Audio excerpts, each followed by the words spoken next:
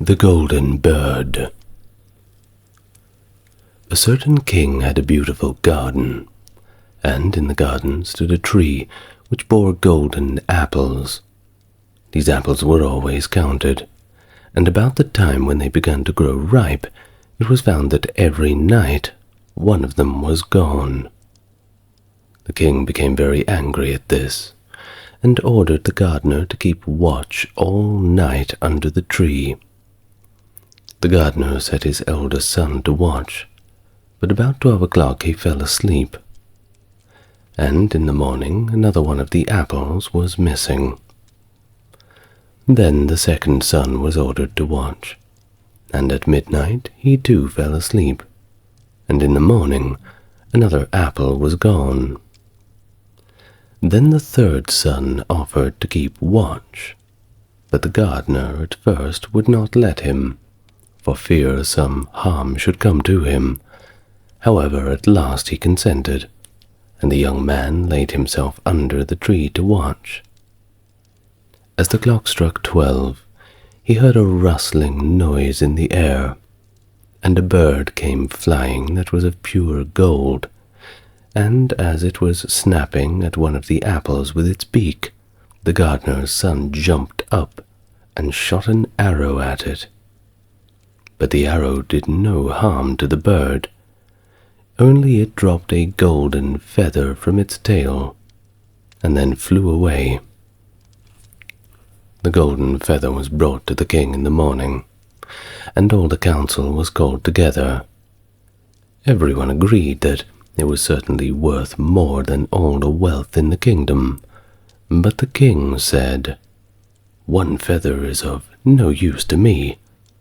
I must have the whole bird."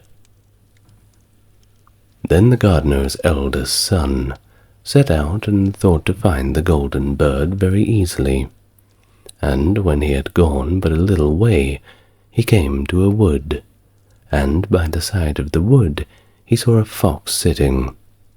So he took his bow and made ready to loose an arrow at it. But then the fox said to him, "Do not shoot me, for I will give you good counsel. I know what your business is, and that you want to find the golden bird. You will reach a village in the evening, and when you get there, you will see 2 inns opposite to each other, one which is very pleasant and beautiful to look at. Go not in there, but rest for the night in the other, though it may appear to you to be very poor and mean." But the son thought to himself, "What can such a beast as this know about the matter?" So he shot his arrow at the fox, but he missed, and it set up its tail above its back and ran into the wood. Then he went his way, and in the evening came to the village where the 2 inns were, and in one of these were people singing, dancing, and feasting, but the other looked very dirty and poor.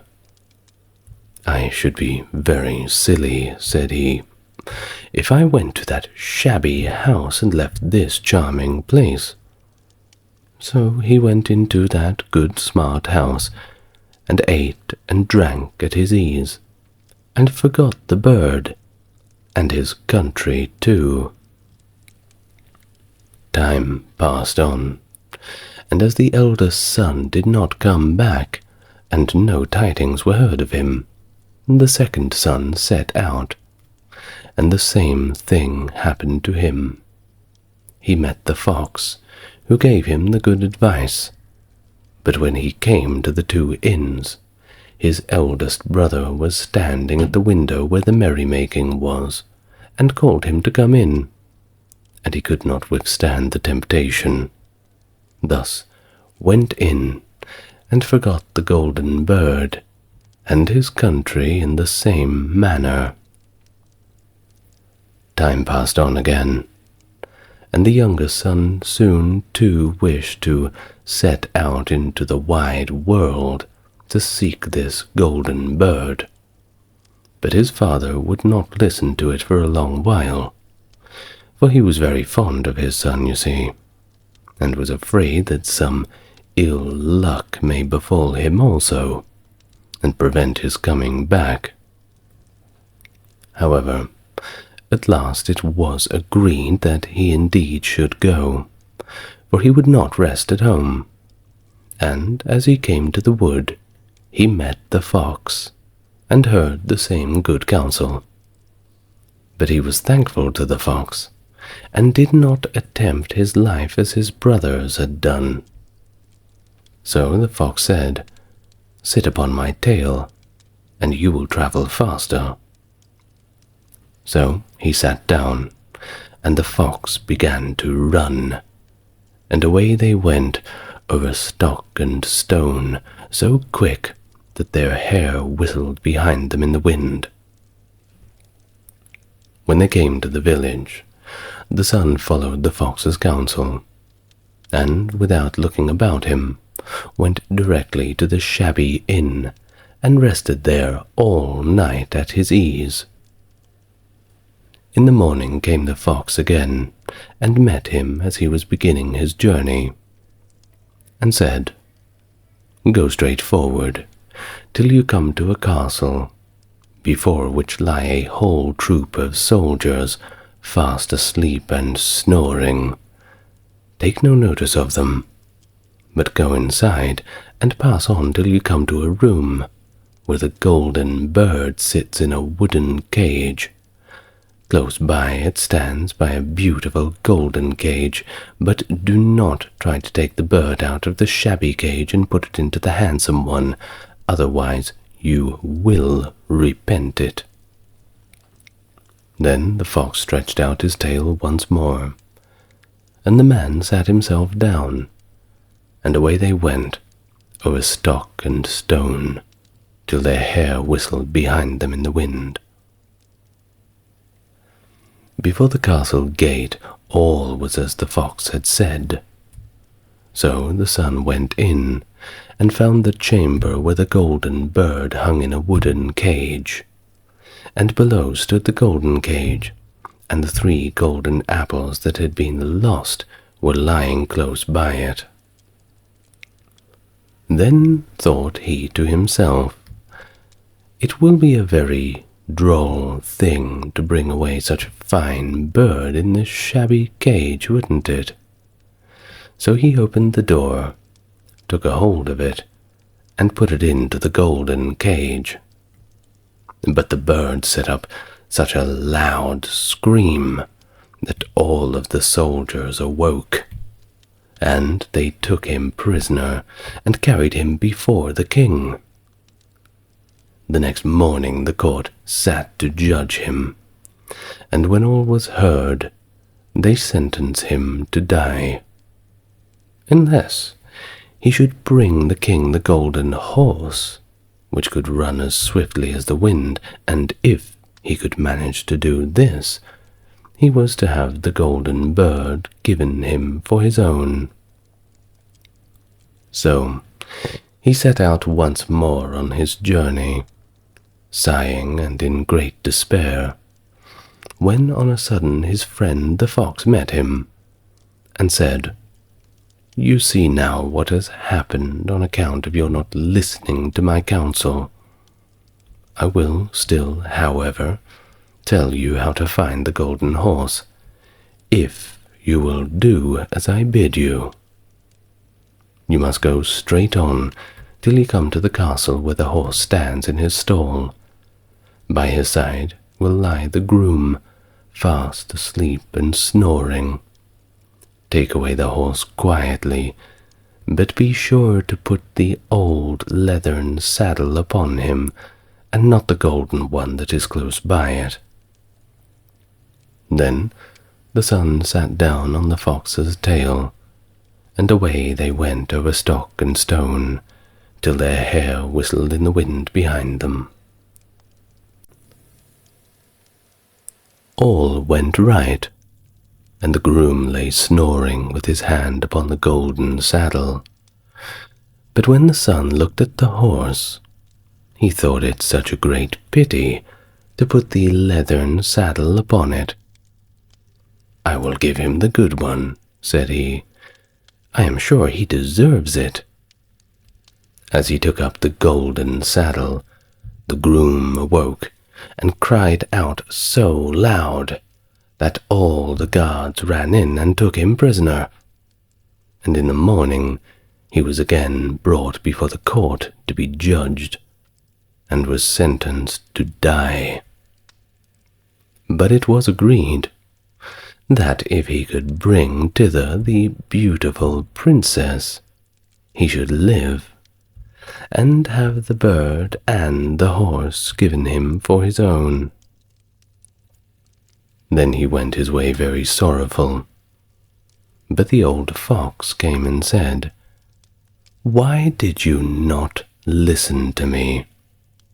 If you had, you would have carried away both the bird and the horse. Yet will I once more give you counsel. Go straight on, and in the evening you will arrive at a castle. At 12 o'clock at night, the princess goes to the bathing house. Go up to her and give her a kiss. She will let you lead her away. But take care you do not suffer her to go and take leave of her father and mother." Then the fox stretched out his tail, and so away they went over stock and stone, till their hair whistled behind them. As they came to the castle, all was as the fox had said, and at 12 o'clock the young man met the princess going to bathe, and he gave her the kiss, and she agreed to run away with him, but begged with many, many tears that he would let her take leave of her father. At first he refused, but she wept still more and more, and fell about his feet till at last he consented. But the moment she came to her father's house, the guards awoke, and he was taken prisoner again. There he was brought before the king, and the king said, "You shall never have my daughter, unless in 8 days you dig away the hill that stops the view from my window." Now, this hill was so big that the whole world could not take it away, and when he had worked for 7 days and had done very little, the fox came and said, "Lie down and go to sleep. I will work for you." And in the morning he awoke, and the hill was gone. Thus he went merrily to the king, and told him that now it was removed, and he must give him the princess. Then, of course, the king was obliged to keep his word, and away went the young man and the princess. And the fox came and said to him, "We will have all 3, the princess, the horse, and the bird." "Ah," said the young man, "that would be a great thing, but how can you contrive it?" "If only you will listen," said the fox, "it can be done. When you come to the king and he asks for the beautiful princess, you must say, 'Here she is.' Then he will be very joyful, and you will mount the golden horse that they are given to you, and put out your hand to take leave of them, but shake hands with the princess last. Then lift her quickly on the horse behind you, clap your spurs to his side, and gallop away as fast as you can." All went right. Then the fox said, "When you come to the castle where the bird is, I will stay with the princess at the door, and you will ride in and speak to the king, and when he sees that it is the right horse, he will bring out the bird. But you must sit still, and say that you want to look at it to see whether it is really the true golden bird. and when you get it into your hand, ride away." This, too, happened just as the fox said.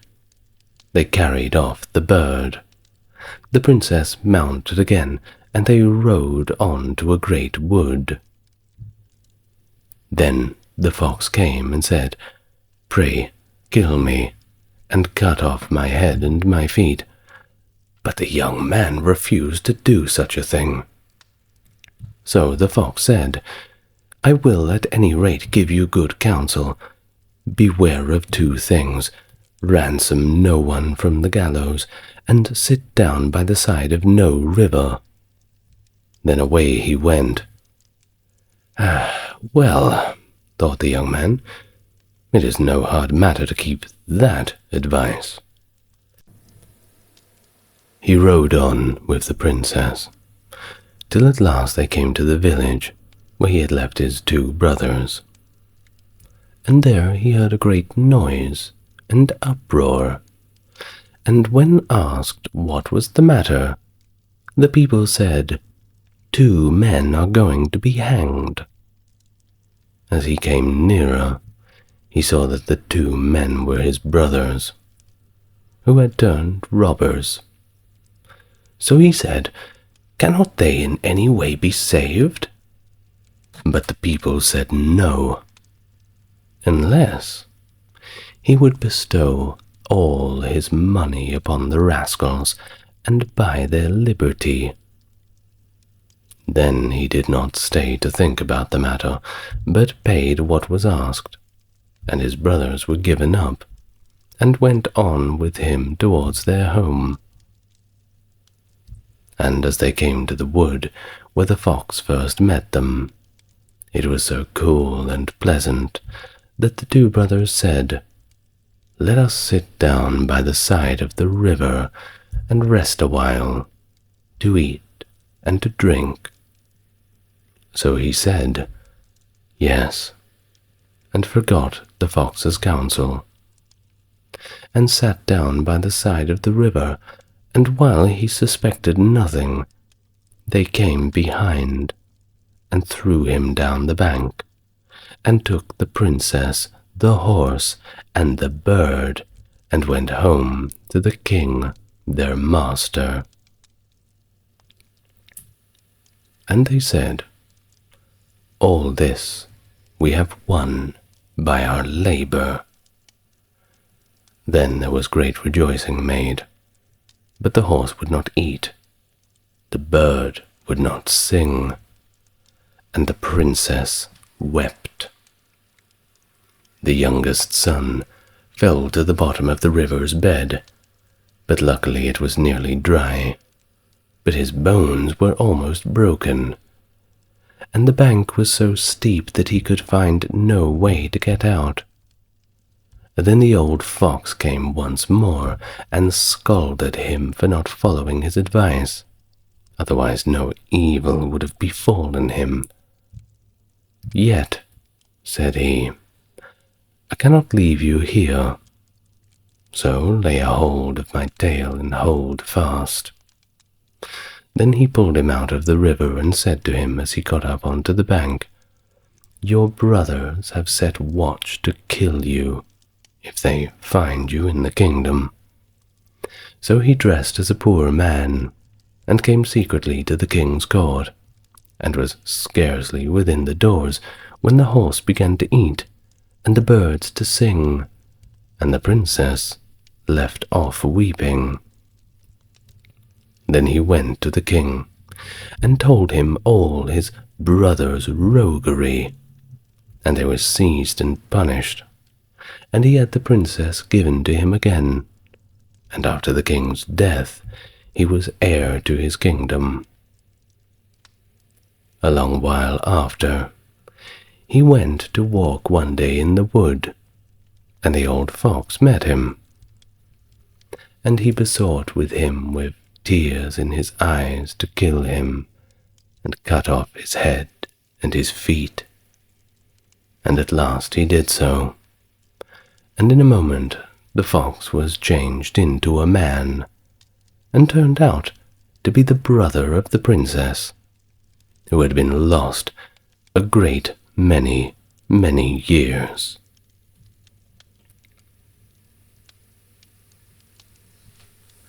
Hans in Luck, another tale from the work of the Brothers Grimm. If you're enjoying this so far, why not click the subscribe button and like the video? Let's continue. Some men are born to good luck. All they do or try to do comes right. All that falls to them is so much gain. All their geese are swans, their cards are trumps. Toss them which way you will, they will always, like poor puss, alight upon their legs, and only move on so much the faster. The world may very likely not always think of them as they think of themselves. But what care they for the world? What can it know about the matter? One of these lucky beings was the neighbor Hans. 7 long years he had worked hard for his master. At last he said, "Master, my time is up. I must go home and see my poor mother once more. So pray pay me my wages and let me go." And the master said, "You have been a faithful and good servant, Hans, so your pay shall be handsome." Then he gave him a lump of silver as big as his head. Hans took out his pocket handkerchief, put the piece of silver into it, threw it over his shoulder, and jogged off on his road homewards. As he went lazily on, dragging one foot after the other, a man came in sight, trotting gaily along a capital horse. "Ah," said Hans aloud, "what a fine thing it is to ride on horseback. There he sits as easy and happy as if he was at home, in the chair by his fireside. He trips against no stones, save shoe leather, and gets on he hardly knows how." Hans did not speak so softly, but the horseman heard it all. The horseman said, "Well, friend, why do you go on foot then?" "Ah," said he, "I have this load to carry. To be sure it is silver, but it is so heavy I can't hold up my head. And you must know it hurts my shoulder sadly." "What do you say of making an exchange?" said the horseman. "I will give you my horse, and you shall give me the silver, which will save you a great deal in trouble carrying such a heavy load about with you." "With all my heart," said Hans, "but as you are so kind to me, I must tell you one thing. You will have a weary task to draw that silver about with you." However, the horseman got off, took the silver, helped Hans up, gave him the bridle into one hand and the whip into the other, and said, "When you want to go very fast, smack your lips together loudly and cry, 'Jip.'" Hans was delighted as he sat on the horse, drew himself up, squared his elbows, turned out his toes, cracked the whip, and merrily rode off. 1 minute whistling a merry tune, and another singing. After the time he should like to go a little faster. So he smacked his lips and cried, "Jip." Away went the horse full gallop, and before Hans knew what he was about, he was thrown off, and lay down upon his back upon the roadside. His horse would have ran off, if a shepherd who was coming by, driving a cow, had not stopped it. Soon Hans came to himself, and got upon his legs again, sadly vexed, and said to the shepherd, "Ah, this riding is no joke. When a man has the luck to get upon a beast like this that stumbles and flings him off, as if it would break his neck. However, I'm off now, once and for all. I like your cow now a great deal better than this smart beast that played me this trick, and has spoiled my best coat, you see, in this puddle, which, by the way, smells not very like a nosegay. One can walk along at one's leisure behind that cow, you see. Good company, and have milk, butter, and cheese every day into the bargain. What would I give to have such a prize?" "Well," said the shepherd, "if you are so fond of her, I will change my cow for your horse. I like to do good to my neighbors, you see, even though I lose by it myself." "Done," said Hans merrily. "What a noble heart that good man has," thought he. Then the shepherd jumped upon the horse, wished Hans and the cow good morning, and away he rode. Hans brushed his coat, wiped his face and hands, rested a while, and then drove off his cow quietly, and thought his bargain was indeed a very lucky one. "Ah, if I have only a piece of bread, and I shall certainly always be able to get that, I can, whenever I like, eat my butter and cheese with it, and when I am thirsty I can milk my cow and drink the milk. And what could I wish for more?" When he came to an inn, he halted, ate up all his bread, gave away his last penny for a glass of beer, and when he had rested himself, set off again, driving his cow towards his mother's village. But the heat grew greater as the noon came on, till at last, as he found himself on a wide heath that would take him more than an hour to cross, he began to be so hot and parched that his tongue clave to the roof of his mouth. "Oh, I can find a cure for this," thought he.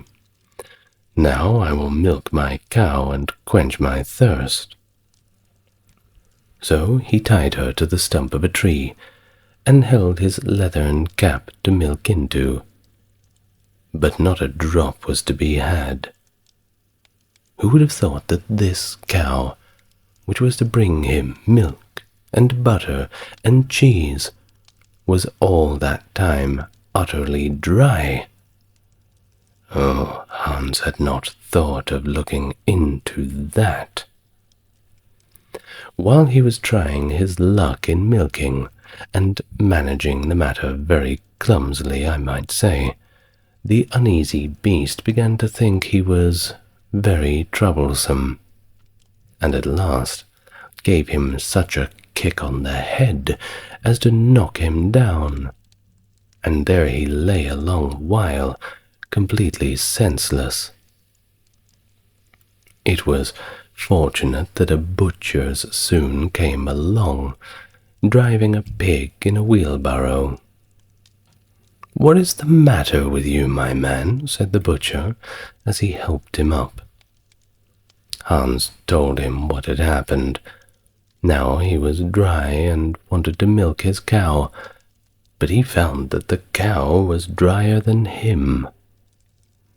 Then the butcher gave him a flask of ale, saying, "Ah, there, drink and refresh yourself. Your cow will give no milk.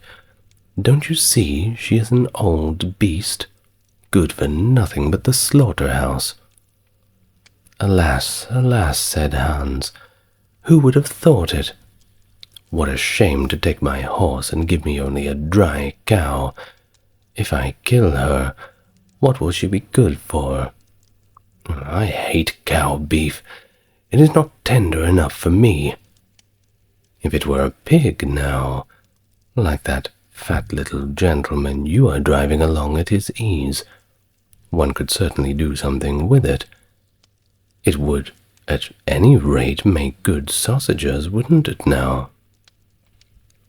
Well, said the butcher, I don't like to say no when one is asked to do a kind, neighborly thing. To please you, I will change and give you my fine, fat pig for that dry cow.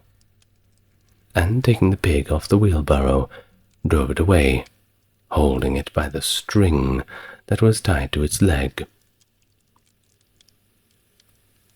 So on he jogged, and all seemed now to go right with him. He had met with some misfortunes, that is for sure, but he was now well repaid for all. How could it be otherwise than such a travelling companion as he had at last got? The next man he met was a countryman carrying a fine white goose. The countryman stopped to ask what was the o'clock. This led to further chat, and Hans told him all his luck, how he had so many good bargains, and how all the world went gay and smiling with him. The countryman then began to tell his tale, and he was said to take the goose for a christening. Feel, said he, feel how heavy it is, yet it is only 8 weeks old. Whoever roasts and eats it will find plenty of fat upon it. It has lived so well. Oh, you're right, said Hans as he weighed it in his hand. But if you talk of fat, my pig is no trifle. Meanwhile, the countryman began to look grave and shook his head. Hark ye, said he. My worthy friend, you seem to be a good sort of fellow, so I can't help doing you a kind turn. Your pig may get you into a scrape, you see. In the village I just came from, the squire had his pig stolen out of his sty. I was dreadfully afraid when I saw you that you had got the squire's pig. If you indeed do, and they catch you, it will be a bad job for you. The least they will do is to throw you into the horse pond. Can you swim, my friend? Poor Hans was sadly frightened. Good man, cried he, pray get me out of this scrape. I know nothing of where the pig was, either bred nor born.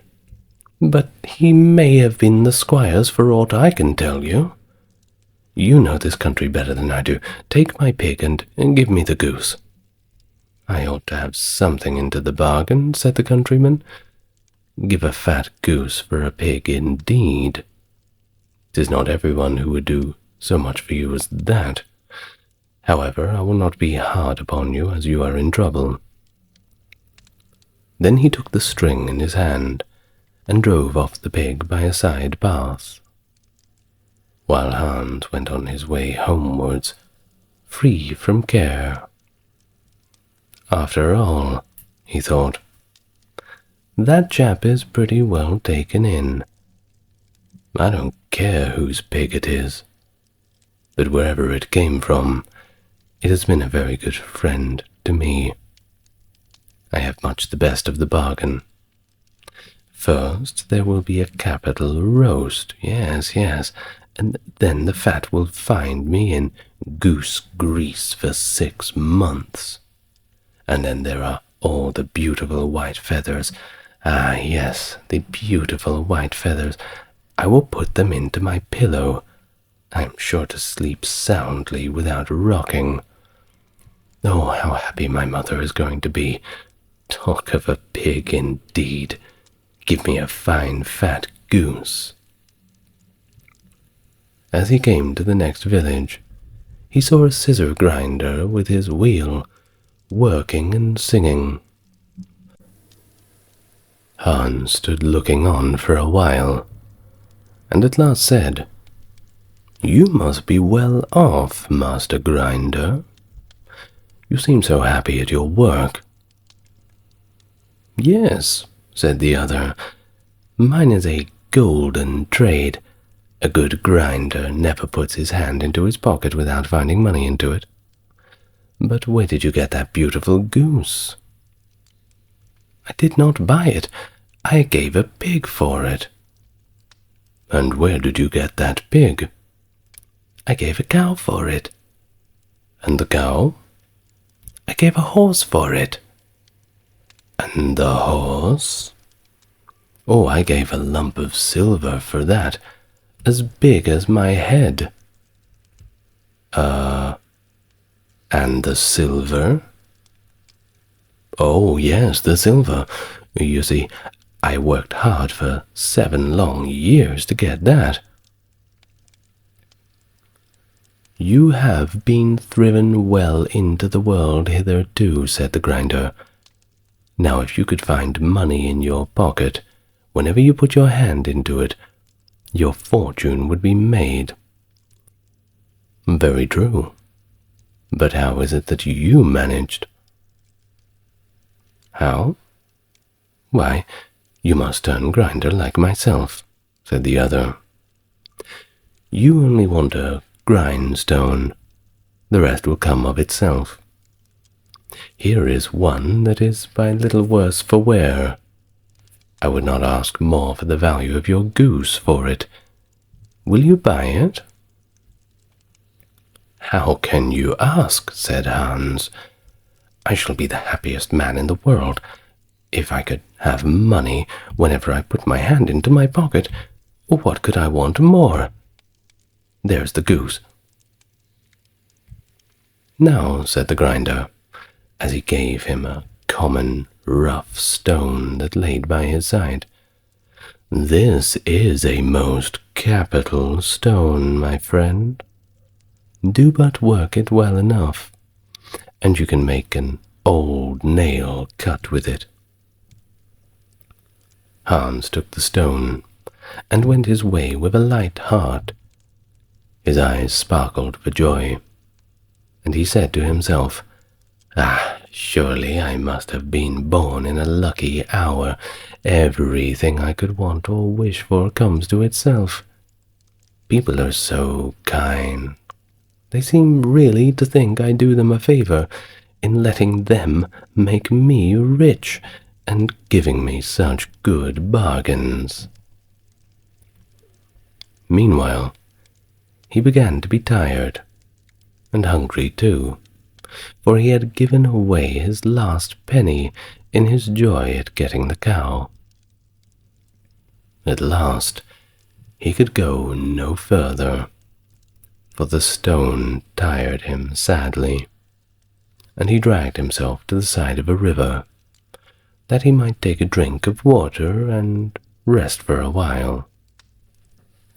So he laid the stone carefully by his side on the bank, but as he stooped down to drink, he forgot it, pushed it a little, and down it rolled, plump into the stream. For a while he watched it sinking, deeper and deeper into the deep, clear water. Then he sprang up and danced for joy, and again fell upon his knees and thanked heavens, with tears in his eyes, for its kindness in taking away his only plague, the heavy and burdensome, ugly stone. "How happy am I!" cried he. "Nobody was ever so lucky as I." Then he got up with a light heart, free from all of his troubles, and walked on till he reached his mother's house, and told her how very easy the road to good luck truly was.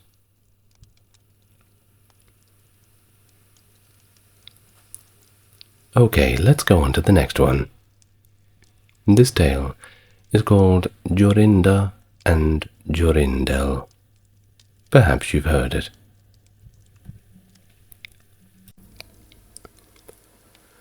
There was once an old castle. It stood in the middle of a deep and gloomy wood, and in the castle there lived an old fairy. Now, this fairy was not a normal fairy. You see, she could take any shape that she pleased.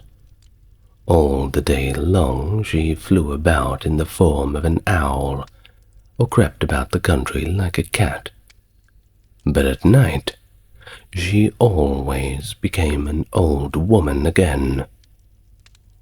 When any young man came within 100 paces of her castle, he became quite fixed, and could not move a single step till she came and set him free, which she would not do till he had given her his word he would never come there again.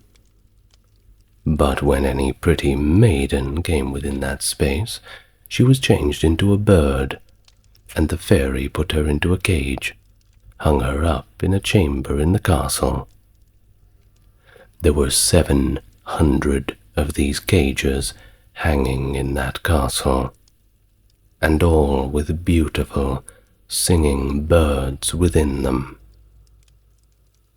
Now there was once a maiden whose name was Jorinda. She was prettier than all of the prettiest girls that ever were seen before. And a shepherd lad, whose name was Jorindel, was very fond of her, of course, and they soon were to be married. One day they went to walk in the wood, that they might be alone together, and Jorindel said to Jorinda, "We must take care that we don't go too near that fairy's castle." It was a beautiful evening. The last rays of the setting sun shone through bright the long stems of trees upon the green underwood beneath, and the turtle doves sang beautifully from the tall birches. Jorinda sat down to gaze upon the sun. Jorindel sat beside her, and they both felt sad, though they did not know why, but it seemed as if somehow they were to be parted from one another forever.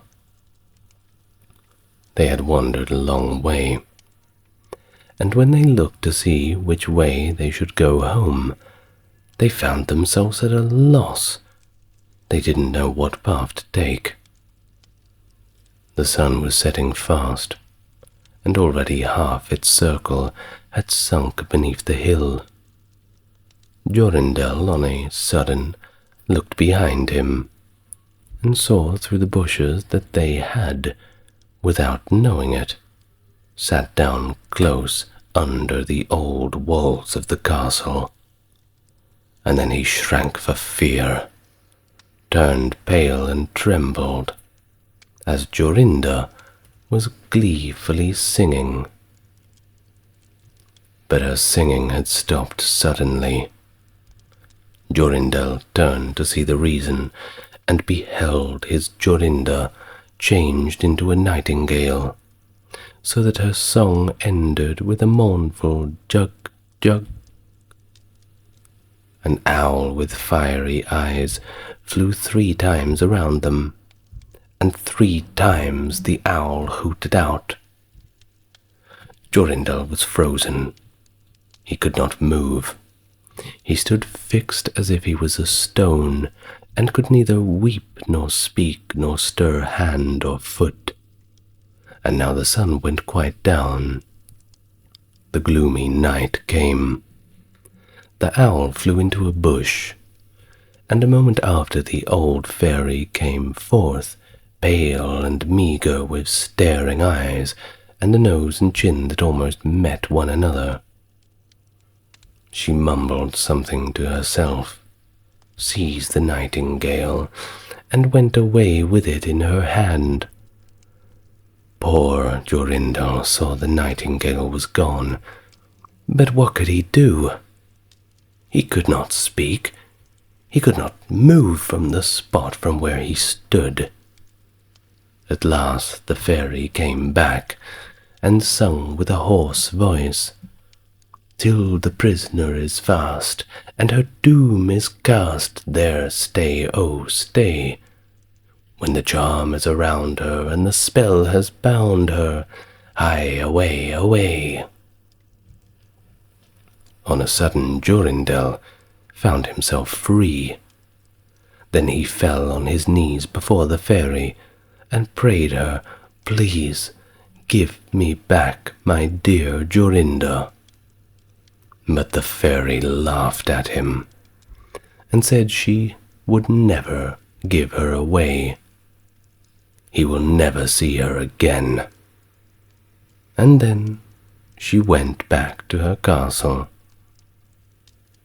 He prayed, he wept, he sorrowed, but it was all in vain.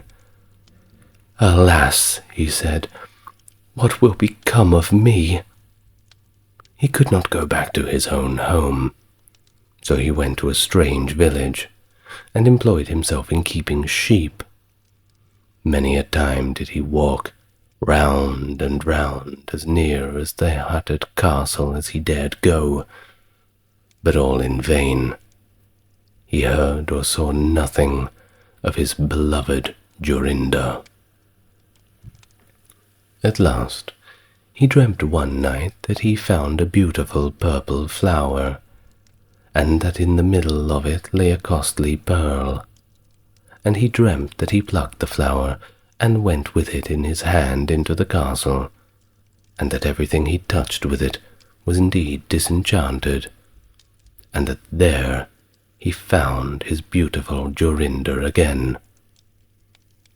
In the morning when he awoke, he set out and began to search over hill and dale for this pretty flower, and 8 long days he sought for it all in vain.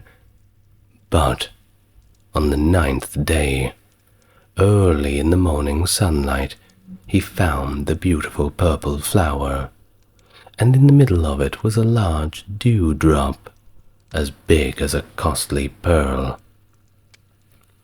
Then he plucked the flower, and set out, travelled day and night, till he came again to that hated, dreadful castle. He walked nearer than 100 paces to it, and yet he did not become fixed as before, but he found that he could go quite close, all the way up to the door. Jorindel was indeed very glad to see this.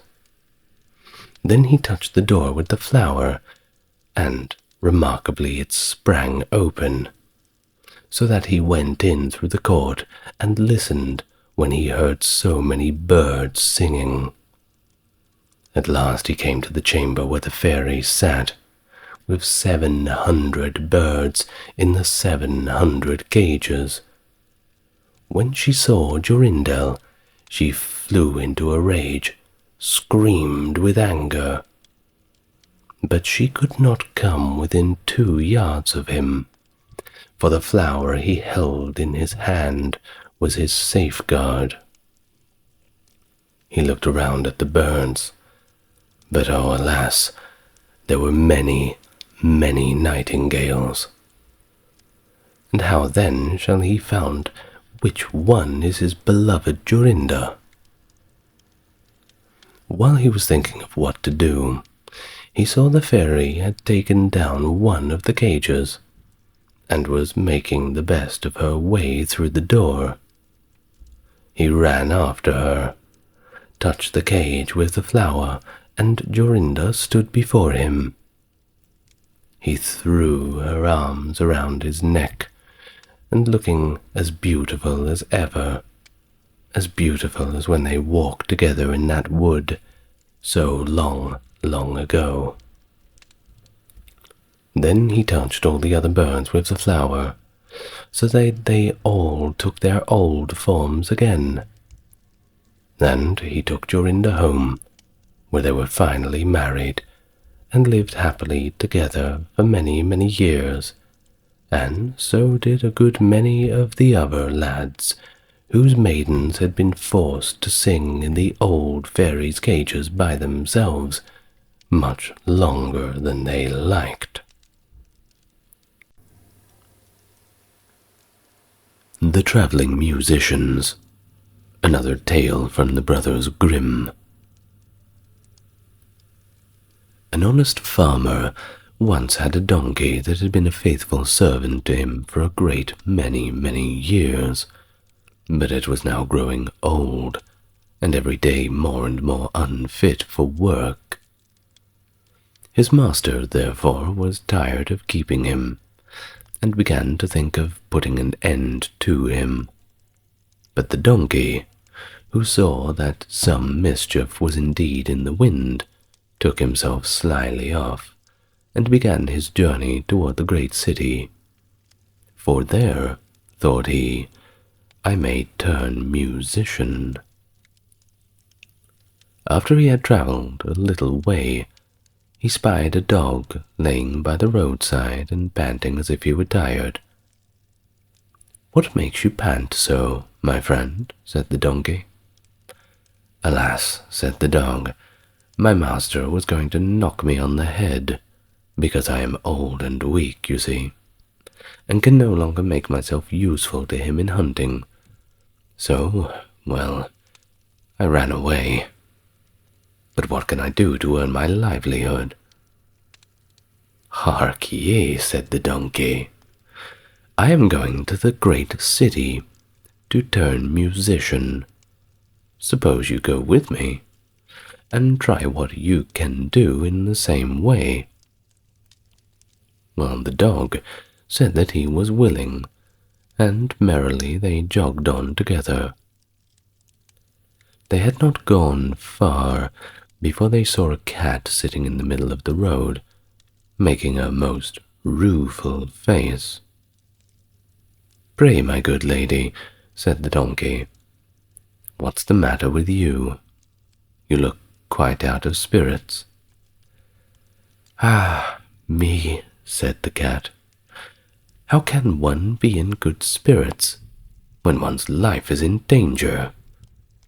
Because I'm beginning to grow old, and had rather lie at my ease by the fire than run about the house catching the mice. My mistress laid hold of me, and she was going to drown me, but I thought that I had been lucky enough to get away from her. I do not know what I am to live upon, however." "Oh," said the donkey, "by all means, why not come with us to the great city? You are indeed a great singer, and may make your fortune there as a musician." The cat was pleased with the thought, and joined the party. They jogged on merrily together. Soon afterwards, they were passing by a farmyard, and they saw a cock perched upon the gate, and screaming out with all his might and main. "Bravo!" said the donkey. "Upon my word, you make a famous noise.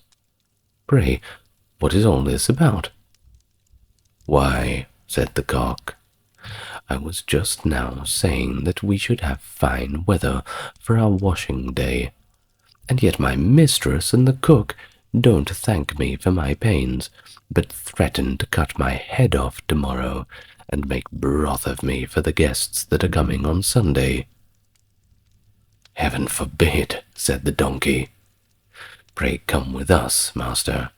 It will be better at any rate than staying here and having your head cut off. Besides, who knows? If we care to sing in tune, we may get up to some kind of a concert. So why not come along with us?" "With all my heart," said the cock. So all four went on jollily together. They could not, however, reach the great city the first day, so when night came upon them, they went into a wood to rest.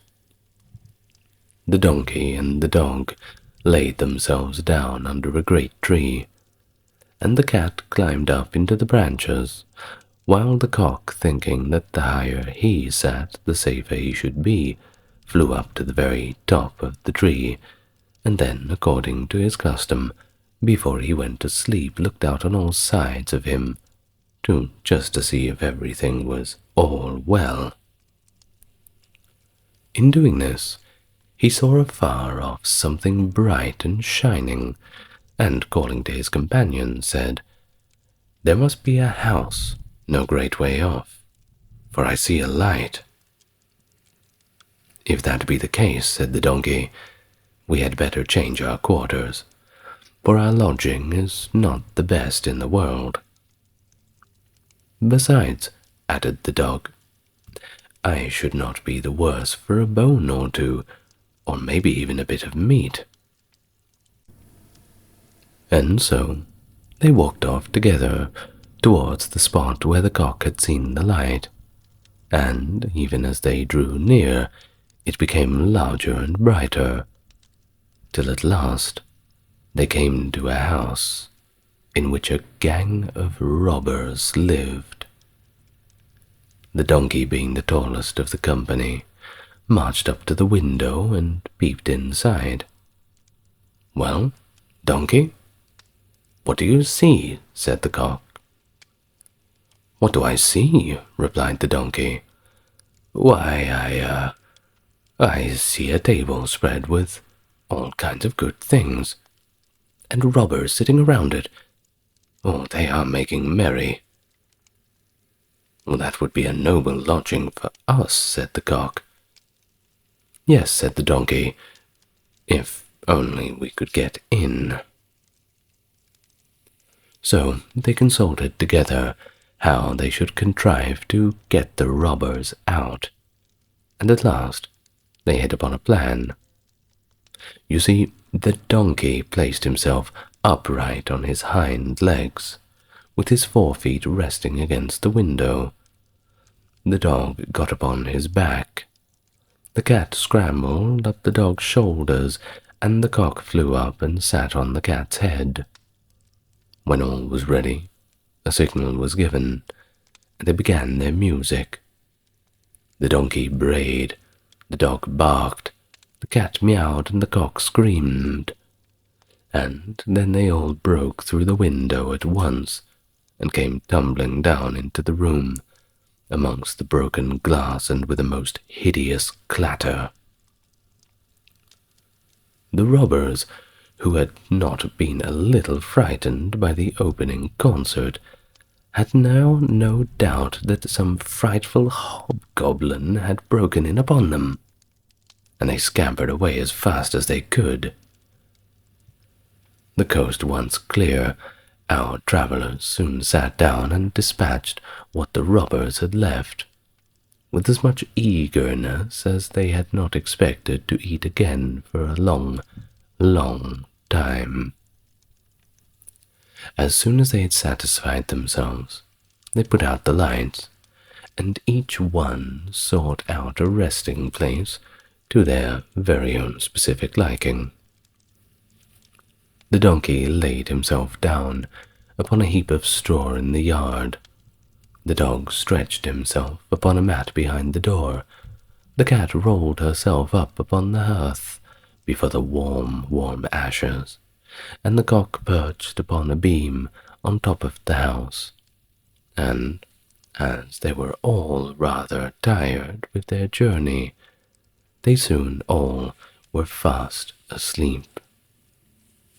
But not all was well. About midnight, when the robbers saw from afar that the lights were out, and that all had seemed quiet, they began to think that they had been in too great of a hurry to run away, and one of them, who was certainly braver than the rest, went to see what was going on.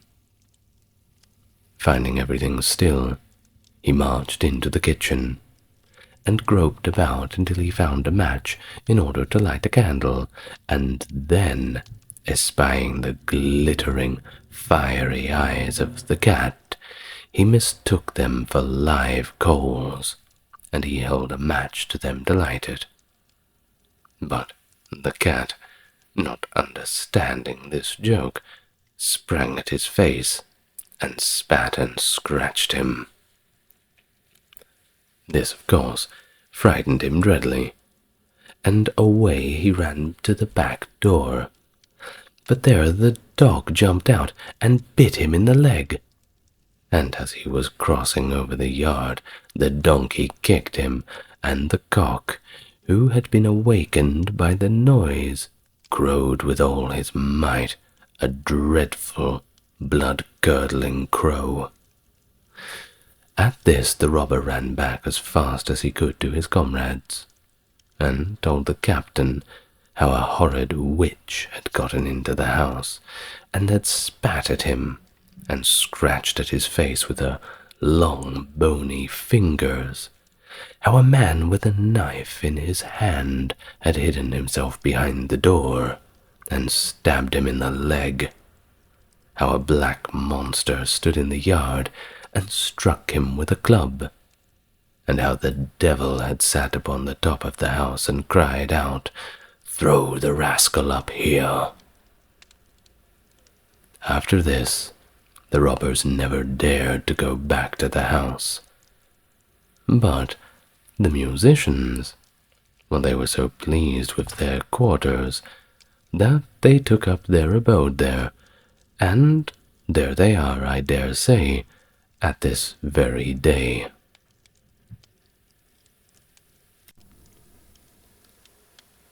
The Tale of the Old Sultan. Another story from the Brothers Grimm. A shepherd had a faithful dog called Sultan, who was grown very old and had lost all of his teeth. And one day, when the shepherd and his wife were standing together before the house, the shepherd said, "I will shoot old Sultan tomorrow morning, for he is of no use to us now." But his wife had said to him, pleaded to him, "Pray let the poor faithful creature live. He has served us well with a great many years, and, well, we ought to give him a livelihood for the rest of his days for it." "Ah, but what can we do with him?" said the shepherd. "He has not a tooth in his head, and the thieves don't care for him at all, and, well, to be sure he has served us, but then he did it to earn his livelihood, don't you think? Tomorrow shall be his last day, depend upon that." Poor, poor Sultan, who was lying close by them. He had heard all that the shepherd and his wife had said to one another, and was of course much frightened to think that tomorrow would indeed be his last day. Thus, in the evening, he went to find his good friend, the wolf, who lived out in the wood, and told him all his sorrows, and how his master meant to dispatch of him in the morning. "Make yourself easy," said the wolf. "I will give you now some good advice. Your master, you know, goes out every morning and early with his wife into the field, and they take their little child with them, do they not, and lay it behind the hedge in the shade while they are at work. Now, do you lie down close by the child, and pretend to be watching it, guarding it, and I will come out of the wood and run away with it. You must run after me as fast as you can, and I will let it drop. Then you may carry it back, and they will think that you have saved their child, and thus be so thankful that they will take care of you as long as you live." The dog liked this plan very, very well, and accordingly so it was managed. The wolf ran with the child a little way. The shepherd and his wife screamed out, but Sultan, the brave Sultan, overtook him and carried the poor little thing back to his master and mistress. Then the shepherd smiled, patted him on the head, and said, "Old Sultan has saved our child from the wolf. Therefore he shall live and be well taken care of, and have plenty to eat. Wife, go home and give him a good dinner, and let him have my old cushion to sleep on for as long as he lives." Thus, from this time forward, Sultan had all that he could wish for. Soon afterwards, the wolf came and wished him joy, and said, "Now, my good fellow, you must tell no tales, but turn your head the other way when I want to taste one of the old shepherd's fine, fat sheep." "No," said the Sultan, "I have to be true to my master." However, the wolf thought he was in joke, and came one night to get himself a dainty morsel. But Sultan had told his master what the wolf meant to do, so he laid wait for him behind the barn door, and when the wolf was busy looking out for a good fat sheep, he had a stout cudgel laid about his back that combed his locks for him finely. Then the wolf was very angry, and called Sultan, and I quote, an old rogue. He swore he would have his revenge. The next morning, the wolf sent the boar to challenge Sultan and come into the wood to fight the matter out. Now Sultan had nobody he could ask to be his second but the shepherd's old three-legged cat. So he decided to take her with him, and as the poor thing limped along with some trouble, she struck up her tail straight into the air. The wolf and the wild boar were first on the ground, and when they espied their enemies coming, and saw the cat's long tail standing straight in the air, they thought she was carrying a sword for Sultan to fight with, and every time she limped, they thought she was picking up a stone to throw at them. So they said they should not like this way of fighting, and the boar lay down behind a bush, and the wolf jumped into a tree. Sultan and the cat soon came up, and looked about and wondered, why is there nobody here? The boar, however, had not quite hidden himself, for his ears stuck out of the bush, and when he shook one of them but a little, the cat, seeing something move, and thinking it was a mouse, immediately sprang upon it, and bit it, and scratched it, so that the boar jumped out and grunted, and ran away, roaring out, "Look, up in the tree, there sits the one who is to blame." So they looked up, and espied the wolf sitting amongst the branches, and they called him a cowardly rascal, and would not suffer him to come down till he was heartily ashamed of himself. And once he did, he promised to be good friends with Sultan again.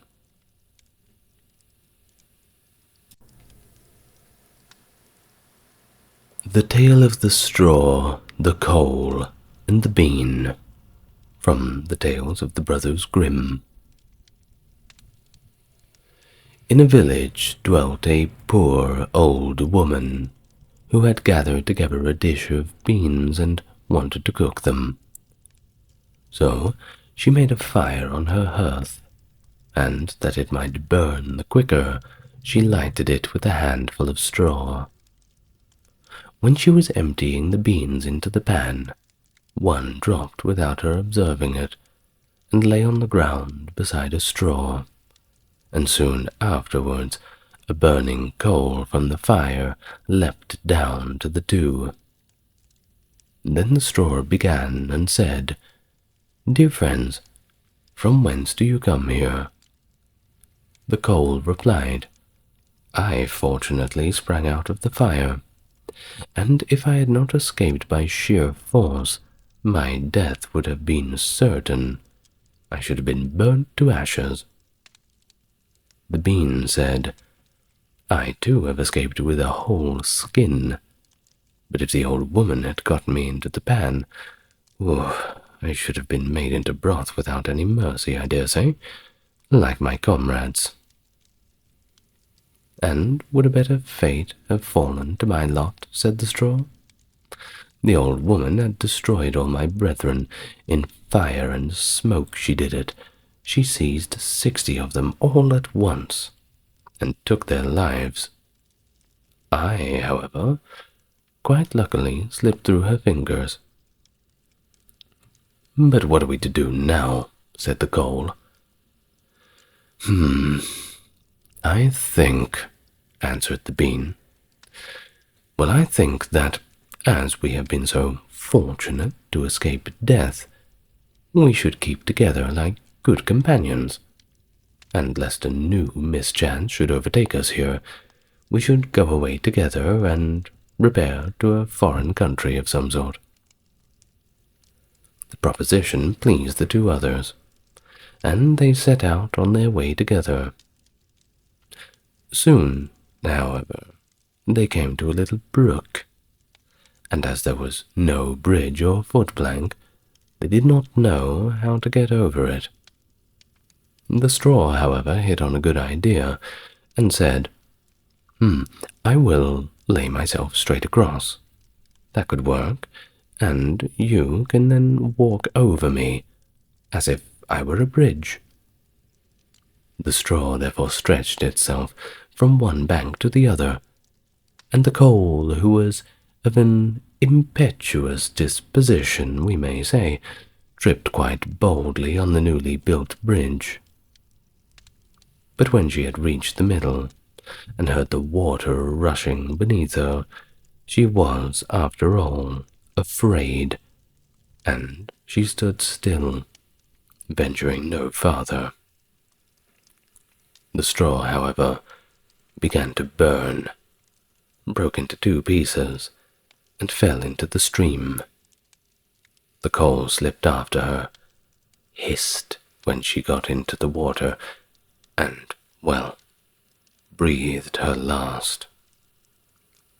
The bean, who had prudently stayed behind on the shore, could not but laugh at the event, but was unable to stop, and laughed so heartily that she burst.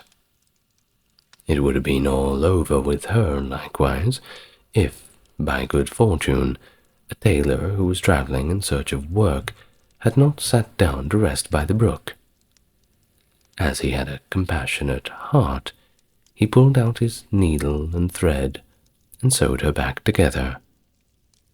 The bean thanked him most prettily, but, as the tailor used the black thread, all beans since then have had a black seam. The Briar Rose. Another tale from the Brothers Grimm.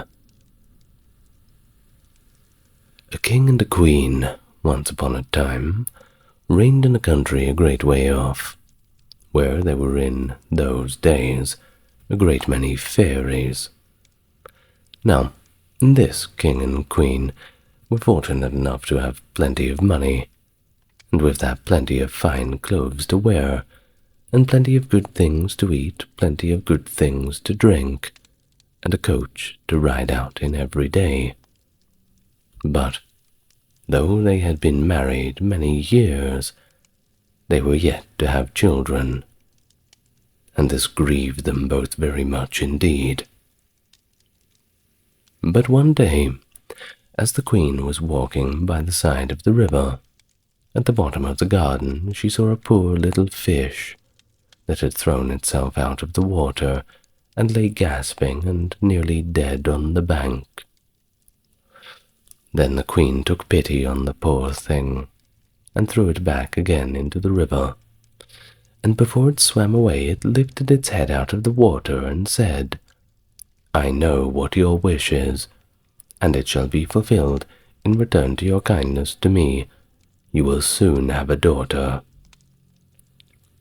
What the little fish had foretold soon came to pass, and the queen had a little girl, so very beautiful that the king could not cease looking on it for pure joy, and said he would hold a great feast and make merry, and show the child to all in the land.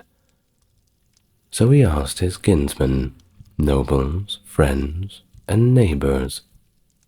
But the queen said, "I will have the fairies also, that they might be kind and good to our little daughter." Now there were 13 fairies in the kingdom, but as the king and queen had only 12 golden dishes for them to eat out of, they were forced to leave one of the fairies out without asking her. So 12 fairies came, each with a high red cap on their head, and red shoes with high heels on their feet, and a long white wand in their hand. And after the feast was over, they gathered round in a ring, and gave all their best gifts to the beautiful little princess. One gave her goodness, another her beauty, another riches, and so on, until she had all that was good in the world. Just as 11 of them had done blessing her, a great noise and clamour was heard in the courtyard, and word was brought that the 13th fairy had come, but with a black cap on her head, and black shoes on her feet, and a broomstick in her hand, and presently up she came into the dining hall. Now, as she had not been asked to the feast, she was very, very angry, and scolded the king and queen very much with a great booming voice, and thusly set work to take her revenge. So she cried out, "The king's daughter shall fall, in her 15th year be wounded by a spindle, and fall down dead." Then the 12th of the friendly fairies, who had not yet given her gift, came forward, and said that the evil wish must be fulfilled, but that she could soften its mischief. So her gift was that the king's daughter, when the spindle wounded her, should not really die, but should only fall asleep for 100 years. However, the king still hoped to save his dear child altogether from the threatened evil, so he ordered that all spindles in the kingdom should be brought up and burned. But all the gifts of the first 11 fairies were in the meantime fulfilled, for the princess was so beautiful, so well behaved, so good and wise, that everybody who knew her loved her dearly. And so time went on. It happened that on the very day she was 15 years old, the queen and the king were not at home, and she was left quite alone in the palace. So she rode about by herself, and looked at all the rooms and chambers, till at last she came to an old tower, to which there was a narrow staircase ending with a little door. In the door there was a golden key, and when she turned it, the door sprang open, and there sat an old lady, spinning away very busily. "Why, how now, good mother?" said the princess. "What are you doing here?" "Spinning," said the old lady, and nodded her head, humming a tune, while buzz, buzz, away went the wheel. "How prettily that the little things turn round," said the princess, and took the spindle and began to try to spin. But scarcely had she touched it before the fairy's prophecy was revealed. The spindle wounded her, and she fell down, lifeless, to the ground. However, she was not dead, but had only fallen into a deep sleep, and the king and the queen, who had just come home, and all their court fell asleep too, and the horses slept in the stables, and the dogs in the court, and the pigeons on the housetop, and the very flies slept upon the walls. Even the fire and the hearth left off blazing, and went to sleep. The jack stopped, and the spit that was turning around about with a goose upon it for the king's dinner stood still, and the cook, who was at the moment pulling the kitchen boy by the hair to give him a box on the ear for something he had done amiss, let him go, and both fell asleep. The butler, who was slyly tasting the ale, fell asleep with the jug at his lips, and thus everything stood still and slept soundly. A large hedge of thorns grew round the palace, and every year it became higher and thicker, till at last the old palace was surrounded and hidden, so that not even the roof or the chimneys could be seen. But there went a report through all the land of the beautiful, sleeping Briar Rose, for so the king's daughter was called. So that, from time to time, several kings' sons came and tried to break through the thicket into the palace. This, however, none of them could do, for the thorns and bushes laid hold of them, as it were their hands, and there they stuck fast and died wretchedly. After many, many years, there came a king's son into that land, and an old man told him the story of the thicket of thorns, and how a beautiful palace stood behind it, and how a wonderful princess called Briar Rose lay asleep with all her court. He told, too, how he had heard from his grandfather that many, many princes had come and had tried to break through the thicket, but that they had all stuck fast in it and died. Then the young prince said, "All this shall not frighten me. I will go and see this Briar Rose." The old man tried to hinder him, but he was bent on going. Now, that very day 100 years were ended, and as the prince came to the thicket, he saw nothing but beautiful, flowering shrubs, through which he went through with ease, and they shut in after him as thick as ever. Then he came at last to the palace, and there in the court lay the dogs asleep, and the horses were standing in the stables, and on the roof sat pigeons fast asleep, with their heads under their wings. And when he came to the palace, the flies were sleeping on the walls, the spit was standing still, the butler had the jug of ale at his lips going to drink a draught, the maid sat with a fowl in her lap ready to be plucked, and the cook in the kitchen was still holding up her hand as if she was going to beat the boy. Then he went on still farther, and all was so still that he could barely hear every breath that he drew. till at last he came to the old, old tower, and opened the door of that little room in which where Briar Rose was. And behold, there she lay, fast asleep on a couch by the window. She looked so beautiful that he could barely take his eyes off her. So he stooped down, and he gave her a kiss.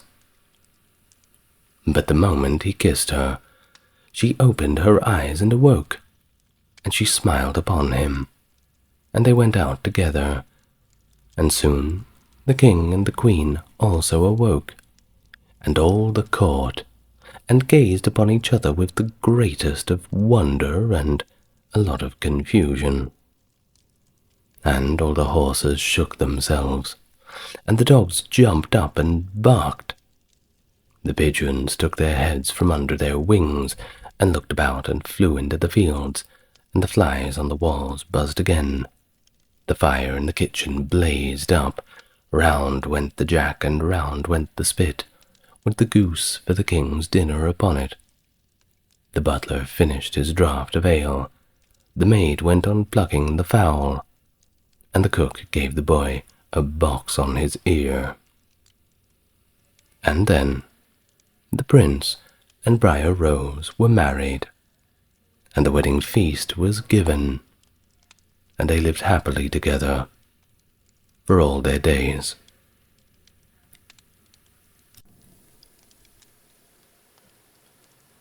The Tale of the Dog and the Sparrow. A shepherd's dog had a master who took no care of him, but often let him suffer the greatest hunger. At last he could bear this no longer, so he took to his heels, and off he ran in a very sad and sorrowful mood. On the road he met a sparrow that said to him, "Why are you so sad, my friend?" "Because," said the dog, "I am very, very hungry, and I've nothing to eat." "If that be all," answered the sparrow, "how about you come with me to the next town, and I will soon find you plenty of food." So on they went together into the town, and as they passed by a butcher's shop, the sparrow said to the dog, "Stand there a little while I peck you down a piece of meat." So the sparrow perched upon the shelf, and having first looked carefully about her to see if anybody was watching, she pecked and scratched at a steak that lay upon the edge of the shelf, till at last down it fell. The dog snapped it up quickly, and scrambled away with it into a corner, where he soon ate it all up. "Well," said the sparrow, "you shall have some more if you will, so come with me to the next shop, and I will peck you down another steak." When the dog had eaten this too, the sparrow said to him, "Well, my good friend, have you had enough now?" "I have had plenty of meat," answered he, "but I should like to have a piece of bread to eat after it." "Come with me then," said the sparrow, "and you shall soon have that too." So she took him to a baker's shop, and pecked at 2 rolls that lay in the window, till they fell down. And as the dog still wished for more, she took him to another shop and pecked down some more for him. When that was eaten, the sparrow asked him whether he had had enough now. "Oh, yes," said he, "and now let us take a little walk away out of the town." So they both went out upon the high road. But as the weather was warm, they had not gone far before the dog said, "Oh, I am very much tired. I should perhaps like to take a nap now." "Very well," answered the sparrow.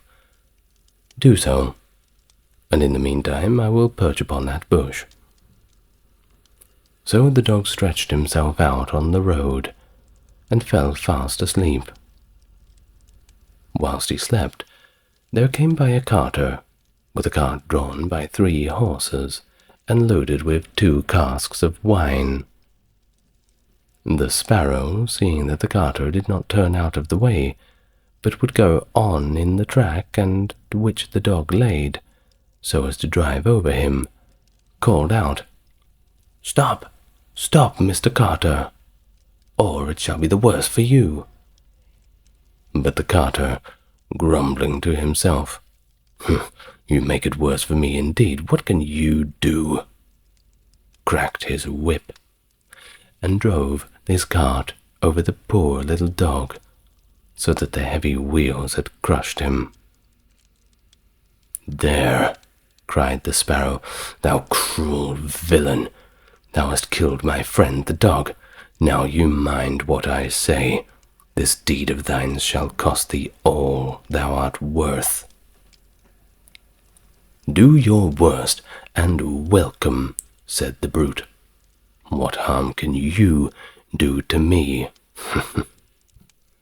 And he passed on. But the Sparrow crept beneath the tilt of the cart, and pecked at the bung of one of the casks, till she loosened it, and then all the wine ran out, without the carter seeing it behind him. At last he looked round, and saw that the cart was dripping, and the cask, well, it was quite empty. "Oh, what an unlucky wretch I am," cried he. "Not wretch enough yet," said the Sparrow, as she alighted upon the head of one of those horses, and pecked at him till he reared up and kicked. When the carter saw this, he drew out his hatchet and aimed a blow at the Sparrow, meaning to kill her.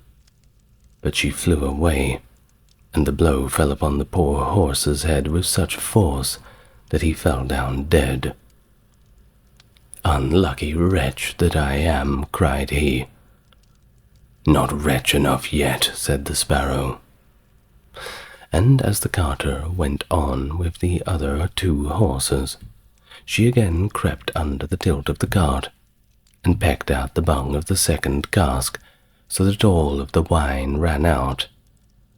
When the carter saw this, he again cried out, "Miserable wretch that I am!" But the Sparrow answered, "Not wretch enough yet," and perched on the head of the second horse, and pecked at him too. The carter ran up and struck at her again with his hatchet, but away she flew, and the blow fell upon the second horse, killing him on the spot. "Unlucky wretch that I am," said he. "Not wretch enough yet," said the Sparrow. And perching upon the third horse, she began to peck at him too. The carter was mad with his fury and rage, and without looking about him, or caring what was about, struck again at the Sparrow, killing his third horse, meeting the same fate as the other 2 on the blood-soaked ground. "Alas, miserable wretch that I am!" cried he. "Not wretch enough yet," answered the Sparrow as she flew away. "Now will I plague and punish thee at thy own house." The carter was forced at last to leave his cart behind him, and go home overflowing with rage and vexation. "Alas," said he to his wife, "what ill luck has befallen me. My wine is all spilled, and my horses all 3 dead." "Alas, husband," replied she, "and a wicked bird has come into the house, and has brought with her all the birds in the world, I am sure, and they have fallen upon our corn in the loft, and are eating it up at such a rate." Away ran the husband upstairs, and saw thousands of birds upon the floor eating up his corn, with the Sparrow in the midst of them. "Unlucky wretch that I am," cried the carter, for he saw that the corn was almost all gone. "Not wretch enough yet," said the sparrow. "Thy cruelty shall cost thee thy life yet." And away she flew. The carter, seeing that he had thus lost all that he had, went down into his kitchen, and was still not sorry for what he had done, but had sat angrily and sulking in the chimney corner. But the sparrow sat outside the window, and cried, "Carter, thy cruelty shall cost thee thy life." With that he jumped up in a rage, seized his hatchet, and threw it at the sparrow, but it missed her, and only broke the window. The sparrow now hopped in, perched upon the window seat, and cried, "Carter, it shall cost thee thy life." Then he became mad, blind with rage, and struck the window seat with such a force that he cleft it in two. And as the sparrow flew from place to place, the carter and his wife were oh so furious that they broke all their furniture, their glasses, chairs, benches, the table, and at last the walls, without touching the bird even once. In the end, however, they did catch her, and the wife said, "Shall I kill her at once?" "No," cried he, "that is letting her off too easily. She shall die a much more cruel death. I will eat her." But the sparrow began to flutter about, and stretch out her neck, and cried, "Carter, it shall cost thee thy life yet." With that he could wait no longer, so he gave his wife the hatchet, and cried, "Wife, strike at the bird and kill her in my hand." And the wife struck, but she missed her aim, and hit her husband on the head, so that he fell down to the floor, and the sparrow flew quietly home to her nest.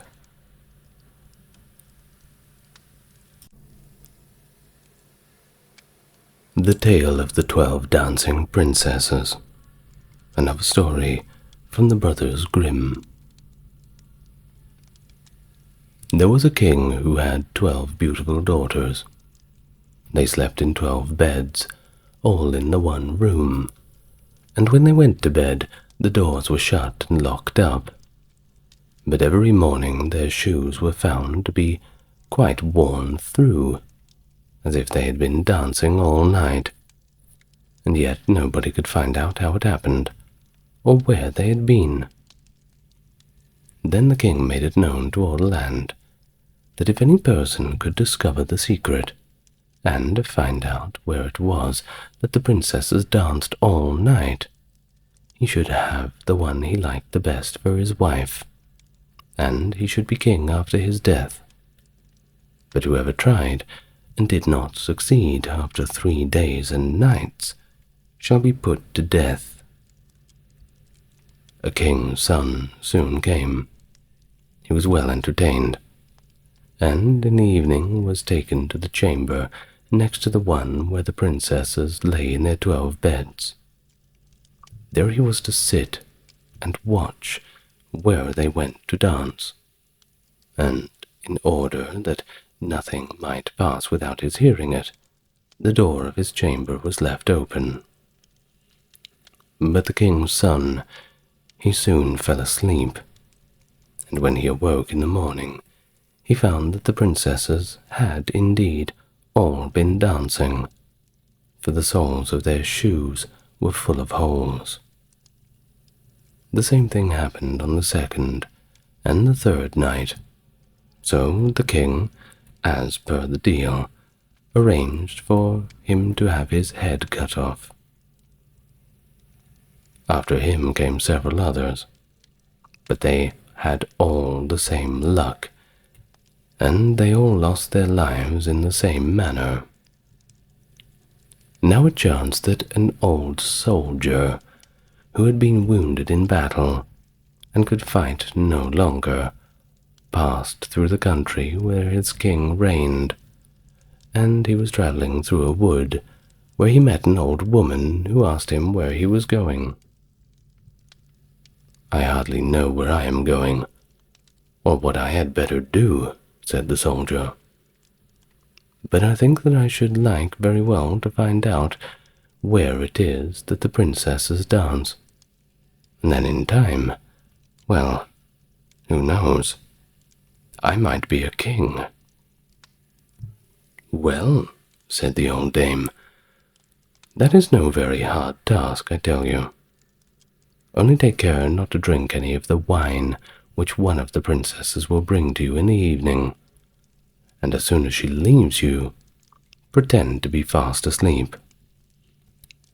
Then she gave him a cloak and said to him, "As soon as you put that on, you will become invisible, and then you will be able to follow the princesses wherever they go." When the soldier heard all this good counsel, he determined to try his luck. So he went to the king and said he was willing to undertake the task. He was well received as the others had been, and the king ordered fine royal robes to be given to him. And when the evening came, he was led to the outer chamber. Just as he was going to lie down, the eldest of the princesses brought him a cup of wine, but the soldier threw it all away secretly, taking care not to drink a single drop. Then he laid himself down on his bed, and in a little while began to snore very loudly, as if he were fast asleep. When the 12 princesses heard this, they laughed heartily, and the eldest said to the others, "This fellow, too, might have done a wiser thing than lose his life in this way." Then they rose up and opened their drawers and boxes, and took out all their fine clothes, and dressed themselves at the glass, and skipped about as if they were eager to begin dancing. But the youngest said, "I don't know how it is. While you are so happy, I feel very uneasy. In fact, I am sure that some mischance will befall us." "You simpleton," said the eldest. "You are always afraid. Have you forgotten how many kings' sons have already watched in vain? And as for this soldier, even if I had not given him his sleeping draught, he would have slept soundly enough." When they were all ready, they went and looked at the soldier, but he snored on, and did not stir nor hand nor foot. So they had thought that they were indeed quite safe, and the eldest went up to her own bed and clapped her hands, and the bed sank into the floor, and the trapdoor flew open. The soldier saw them going down through the trapdoor, one after another, the eldest leading the way, and thinking he had no time to lose, he jumped up, put on the cloak which the old woman had given him, and followed them. But in the middle of the stairs he trod on the gown of the youngest princess, and she cried out to her sisters, "All is not right. Somebody took hold of my gown."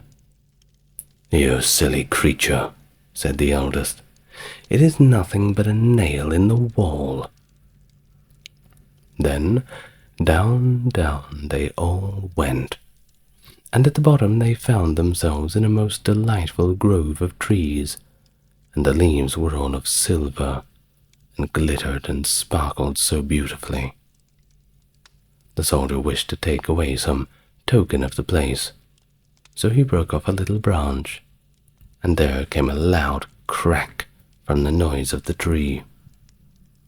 Then the youngest said again, "I am sure that not all is right. Please, did you not hear that noise? That's never happened before." But the eldest said,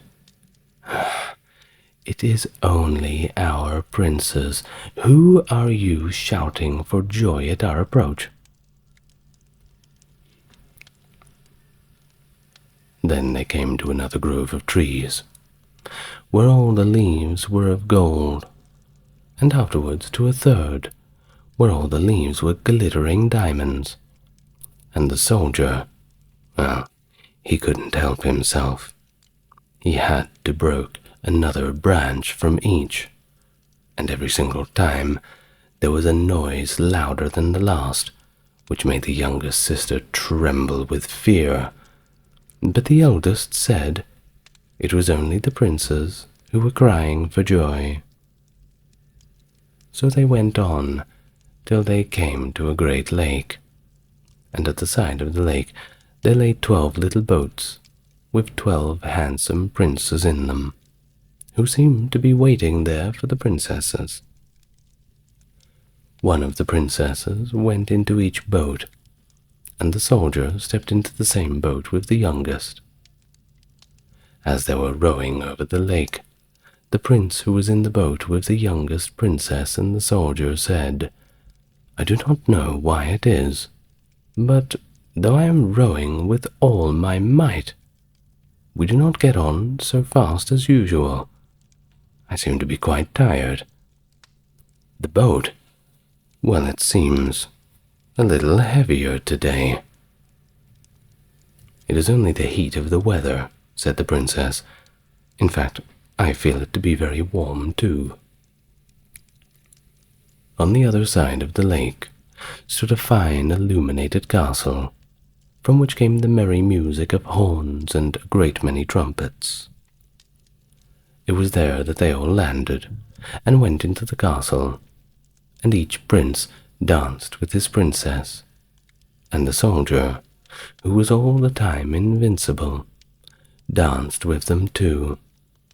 And when any of the princesses had a cup of wine set by her, he drank it all up, so that when she put the cup to her mouth, it was empty.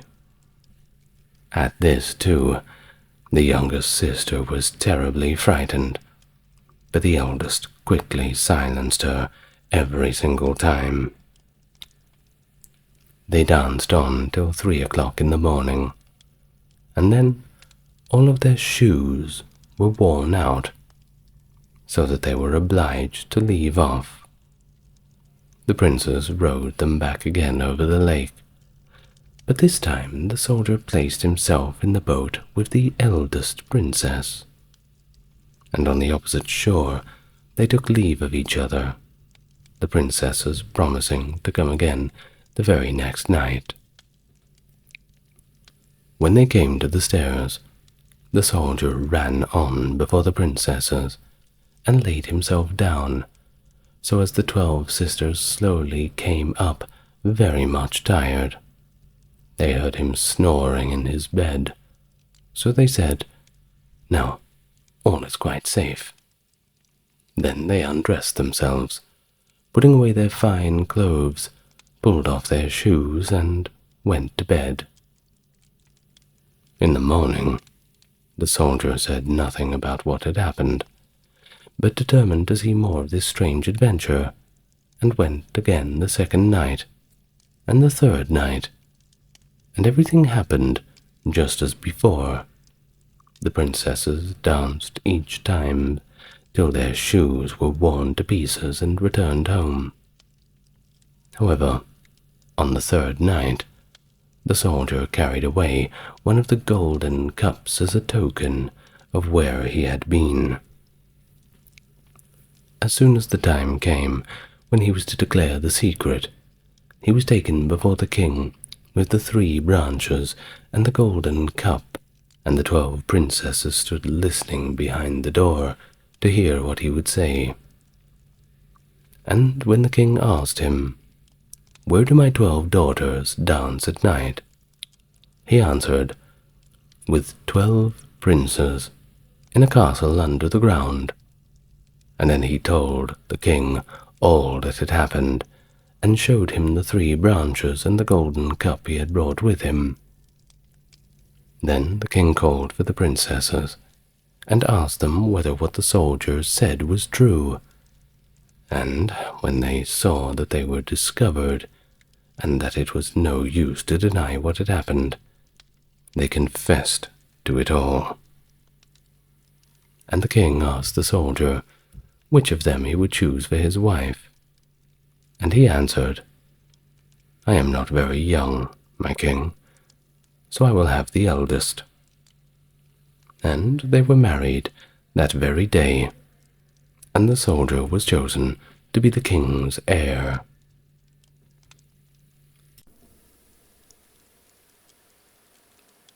The Tale of the Fisherman and His Wife.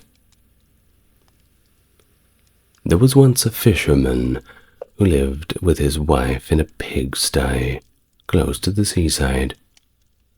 The fisherman used to go out all day long fishing, and one day, as he sat on the shore with his rod, looking at the sparkling waves and watching his line, all of a sudden his float was dragged away deeply into the water, and in drawing it up, he pulled out a great fish. But the fish said, "Pray let me live. I am not a real fish. I am an enchanted prince. Put me in the water again and let me go." "Oh," said the man, "you need not make so many words about the matter. I will have nothing to do with a fish that can talk. So swim away, sir, as soon as you please." Then the man put him back into the water, and the fish darted straight down to the bottom, and left a long streak of blood behind him on the wave. When the fisherman went home to his wife in the pigsty, he told her how he had caught a great fish, and how it had told him it was an enchanted prince, and how, on hearing it speak, he had let it go again. "Did you not ask for anything?" said the wife. "We live so very wretchedly here in this nasty and dirty pigsty. Do go back and tell the fish that we want a snug little cottage." The fisherman did not much like the business. However, he went down to the seashore as his wife wanted, and when he came back there, the water looked all yellow and green, and he stood at the water's edge and said, "O man of the sea, hearken to me. My wife Elabil will have her own will, and hath sent me to beg a boon of thee." Then the fish came swimming to him and said, "Well, what is her will? What does your wife want?" "Ah," said the fisherman, "she says that when I had caught you, I ought to have asked you for something before I let you go. She does not like living any longer in the pigsty, you see, and wants a snug little cottage." "Go home, then," said the fish. "She is in the cottage already." So the man went home, and saw his wife standing at the door of a nice, trim little cottage. Come in," said she. "Is this not much better than that filthy pigsty that we had?" And there was a parlour, and a bedchamber, and a kitchen, and behind the cottage there was a little garden planted with all sorts of flowers and fruits, and there was a courtyard behind that, full of ducks and chickens. "Ah," said the fisherman, "how happy we shall live now."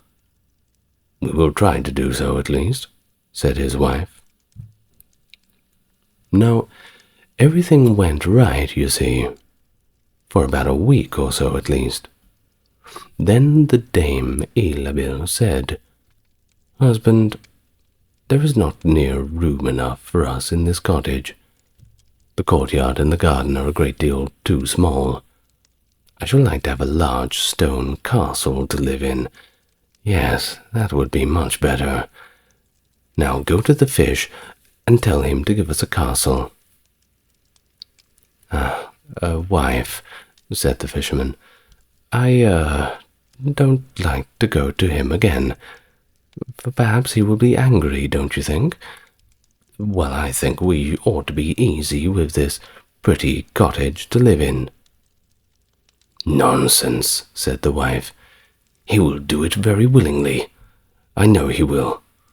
Go along now and try." The fisherman went, but his heart was very heavy. And when he came to the sea, it looked so blue and so gloomy, though it was very calm. And he went close to the edge of the waves and said, "O man of the sea, hearken to me. My wife Elabel will have her own will, and hath sent me to beg a boon of thee."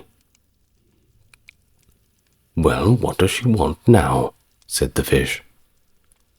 "Ah," the man replied dolefully, "well, you see, my wife, she wants to live in a stone castle."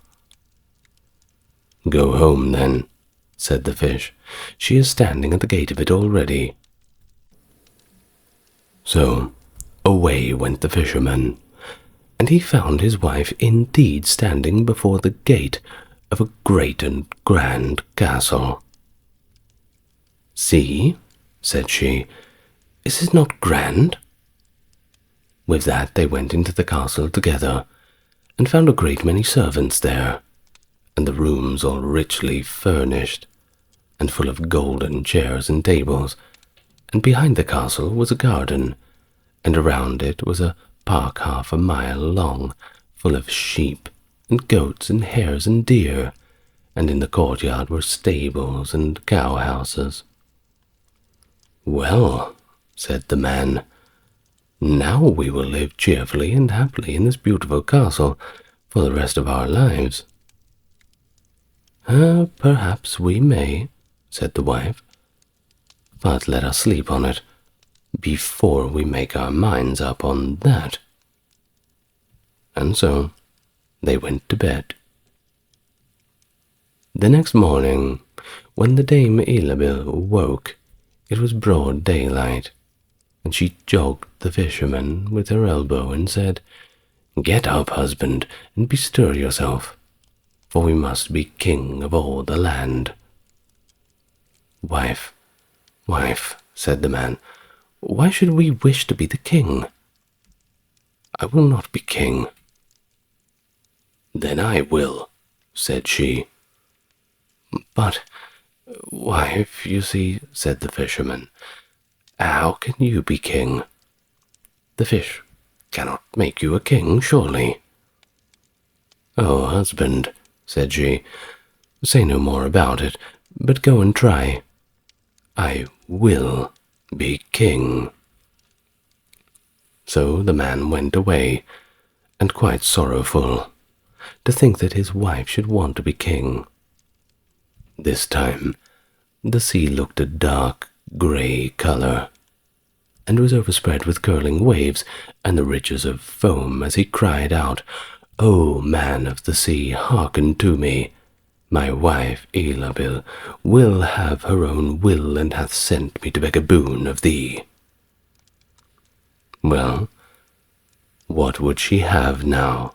said the fish. "Oh, alas," said the poor man, "my wife wants to be king." "Go home," said the fish. "She is king already." Then the fisherman went home, and as he came close to the palace, he saw a troop of soldiers, and heard the sound of drums and trumpets. And when he went in, he saw his wife sitting on a throne of gold and diamonds, with a golden crown upon her head, and on each side of her stood 6 fair maidens, each a head taller than the other. "Well, wife," said the fisherman, "are you king?" "Yes," said she, "indeed I am." And when he had looked upon her for a very long time, he said, "Ah, my wife, what a fine thing it is to be the king. Now we shall be ever have any more to wish for, as long as we live." "I don't know how long that may be," she said. "Never is a long time. I am king, it is true, but I begin to be tired of that, and, well, I think I should like to be emperor." "Oh, alas, my wife, why should you wish to be emperor?" said the fisherman. "Husband," said she, "go to the fish. I say I will be emperor." "Oh, my wife," replied the fisherman, "the fish cannot make an emperor, I am sure, and I shall not like to ask him much for such a thing." "I am king," said Ilabil, "and you are my slave. So go now at once." So the fisherman was forced to go, and he muttered as he went along, "Oh, this will come to no good. This will come to no good. It is too much a task. The fish will be tired at last, for sure, and then we shall be sorry for what we have done. Oh, we will surely be so sorry." He came soon to the seashore, and the water was quite black and muddy, and a mighty whirlwind blew over the waves and rolled them about. But he went as near as he could to the water's brink, and he said, "O man of the sea, hearken to me. My wife, Ilabil, will have her will, and hath sent to me to beg a boon of thee." "What will she have now?" said the fish. "Ah," said the fisherman, "well, you see, she wants to be emperor." "Go home," said the fish. "She is emperor already." So he went home again, and as he came near he saw his wife Ilabil sitting on a very lofty throne made of solid gold, with a great crown on her head full 2 yards high, and on each side of her stood guards and attendants in a row, each one smaller than the other, from the tallest giant down to a little dwarf, no bigger than my finger. And before her stood princes and dukes and earls. And the fisherman went up and said, "Wife, are you emperor?" "Yes," she said, "I am emperor." "Ah," said the man as he gazed upon her, "what a fine thing it is to be the emperor." "Husband," said she, "why should we stop at being emperor?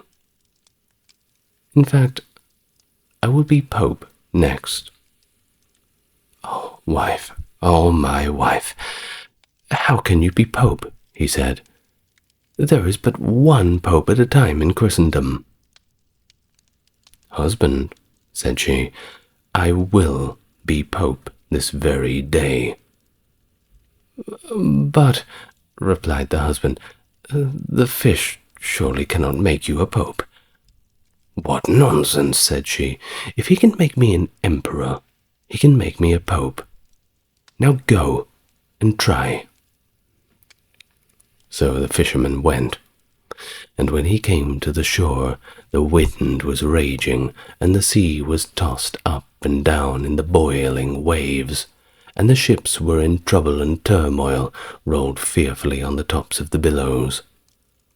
In the middle of the heavens there was a little piece of blue sky, but towards the south it was all red, as if a dreadful storm was rising. At this sight the fisherman was dreadfully frightened, and he trembled so that his knees locked together. But still he went down near to the shore. "O man of the sea, hearken to me. My wife, Ilsabil, will have her own will, and hath sent me to beg a boon of thee." "What does she want now?" said the fish. Said the fisherman. "Well, my wife, she wants to be Pope." "Go home," said the fish. "She is Pope already."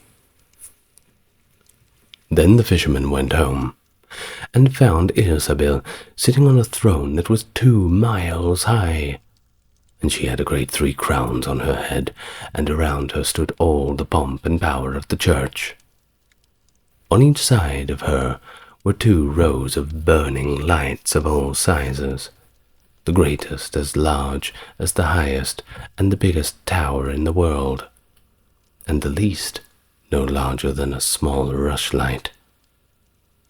"Wife," said the fisherman, as he looked upon all of this greatness and grandeur, "are you Pope?" "Yes," said she, "I am Pope." "Well, my wife," replied he, "it is certainly a grand thing to be Pope. And now you must be easy, for, well, you can be nothing greater." "I will think about that," said the wife. Then they went to bed. But Dame Ilsabil could not sleep all night, for thinking, what should she be next? At last she was dropping asleep. Morning broke, and the sun rose. "Ha!" thought she, as she woke and looked at it through the window. "After all, I cannot prevent the sun from rising." At this thought, she was actually very angry, and she awoke her husband. She said, "Husband, go to the fish again and tell him that I must be lord of the sun and of the moon." The fisherman was half asleep, but the thought frightened him so much that he started and fell out of bed. "Alas, my wife, can you be easy with being Pope?" "No," she said. "I am very uneasy as long as the sun and moon rise without my leave. Now go to the fish at once." The man went shivering with fear, and as he was going down to the shore, a dreadful, dreadful storm arose, so that the trees and the rocks shook, and all the heavens became black with stormy clouds, and the lightnings played, and the thunders rolled, and you might have seen in the sea great black waves, swelling up like mountains with crowns of white foam upon their heads. And the fisherman crept slowly towards the sea, and cried out, as well as he could through his trembling, "O man of the sea, hearken to me. My wife Ilsabil will have her own will, and have sent me to beg a boon of thee." "What does she want now?" said the fish. "Ah, she wants to be lord of the sun and the moon." "Go home," said the fish, "to your pigsty again." And the fisherman and his wife live in that pigsty to this very day.